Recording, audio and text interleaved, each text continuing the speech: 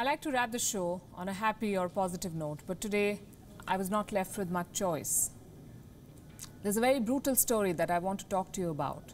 An elephant in the Indian state of Kerala died after she was fed a pineapple stuffed with crackers. The crackers burst in her mouth. She was badly injured. She walked in pain for days. She was hungry, but she couldn't eat with an injured mouth.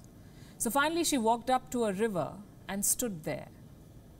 This is where she died. Look at these pictures. The poor elephant has her mouth and trunk in the water, perhaps trying to find some relief from the pain.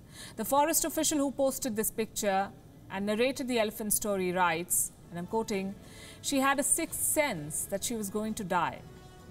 Forest officials tried to help her. 2 elephants were brought to lead her out of the river. Nothing worked.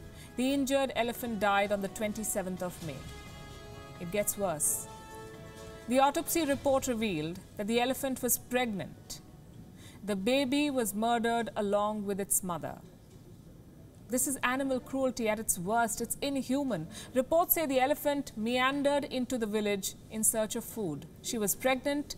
Her desperation drove her out of her habitat. Elephants, or any animals for that matter, do not enjoy walking into villages or destroying farms, leave alone entering a city packed with humans, cars and pollution.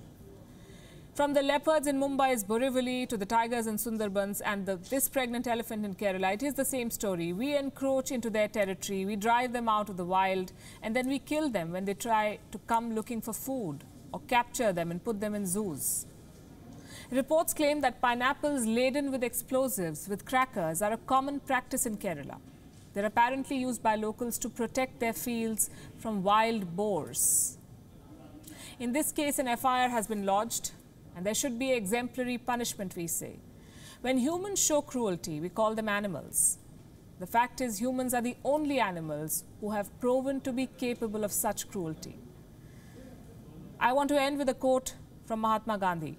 "The greatness of a nation and its moral progress can be judged by the way its animals are treated." Think about it.